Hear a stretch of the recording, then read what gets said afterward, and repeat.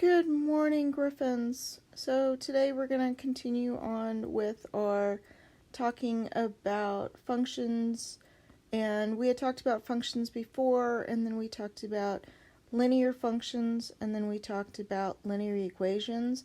So this is where this is going to continue with our linear equations. So we're going to be talking about a constant rate of change. So a rate of change, and actually we talked about this when we were doing proportions and proportionality. So a rate of change is a rate that describes how one quantity changes in relationship to another quantity. When we are talking about linear equations, we are going to have a constant rate of change.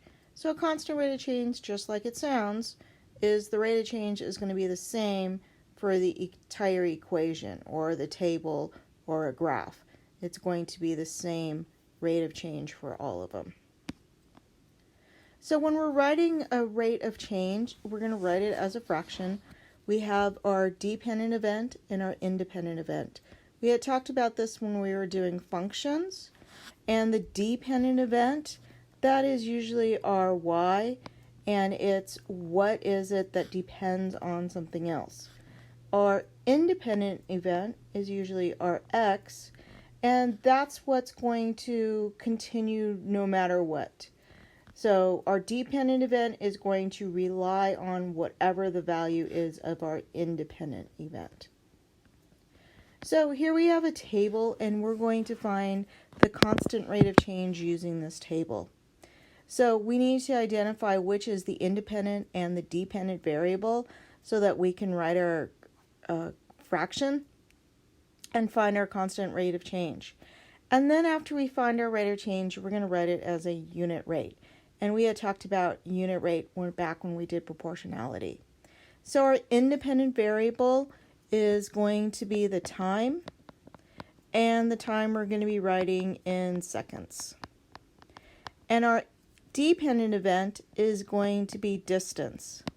So the amount of the distance is going to depend on the amount of time.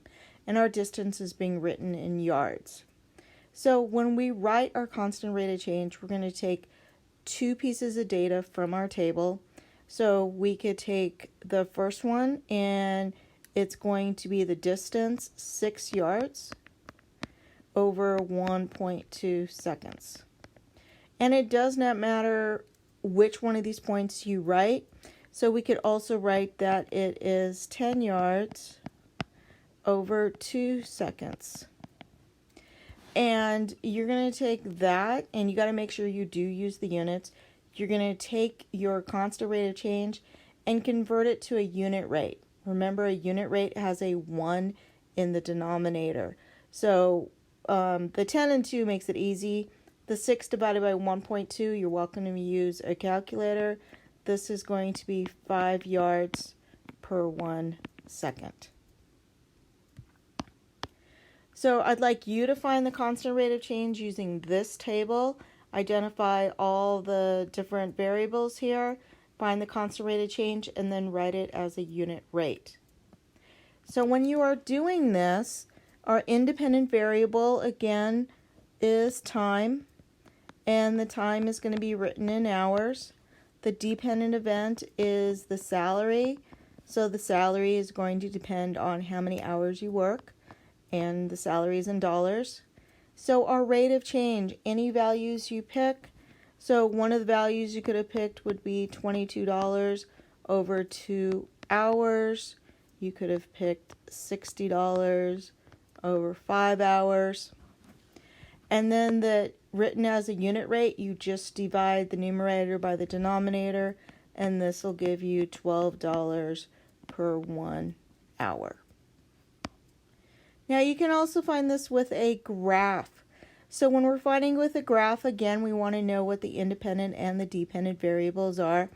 Our independent variable here is going to be the age, written in years. And our dependent variable is the allowance. And the allowance is going to depend on your age. And the allowance is in dollars. So we're going to pick 2 points on the graph. And it doesn't matter which 2 points you pick. this one, the points are pretty easy to follow. I would always pick a point that you have X and Y points on the grid where you can actually find the numbers where you don't have to estimate. So what we're going to do, remember it's dependent over independent. Our dependent is allowance. So we're going to find the change in dollars over the change in years. So when I look at the dollars, I went from $6 up to $18. So that's a difference of $12. And then I went from 9 years over to 15 years. So that is a difference of 6 years. So written as a unit rate, I'm going to do 12 divided by 6. So that's going to be $2 per year. So that would be our constant rate of change from this particular graph. So I'm going to ask you to do the same on this one, figure out the dependent and independent variables, and then from there use the graph, picking 2 points, to figure out what the unit rate will be. So this is going to be our independent variable is, again, it is the time, and the time is in hours. Our dependent variable is the distance, and the distance is in miles.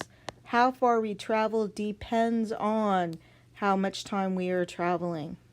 So it is a change in the miles divided by the change in the hours.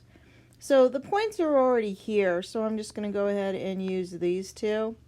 So make sure you're looking at the units. It's not just 1 divided by 1. So I went from one point to the next one. I went up from 80 to 160. So I went up 80 miles. And I went over, the time is, I went from 2 to 4. So that was in 2 hours. So 80 divided by 2, my constant rate of change is 40 miles per hour. Now, there are 3 different types of rate of change. If you have a positive rate of change, then that is going to mean that you've got an increase. So a positive rate of change would mean that you have a positive rate of change. So this is what the graph would look like. If I have a negative rate of change and I have a decrease, this is what the graph would look like. If I have a 0 or no change, this is what the graph would look like. Okay, so that's going to finish up our notes on rate of change. So you do have a homework assignment. It is going to be in quizzes. So please go to that link to open up the quizzes. You do need to have at least a 90% on the quizzes for you to get credit for your homework. So if the first time you did it, you got less than 90, please make sure you do it until you get 90%. I'm going to set it up for 3 tries. Let me know if you have a question with that. So have a good day. Have a good weekend. I'll see you guys soon.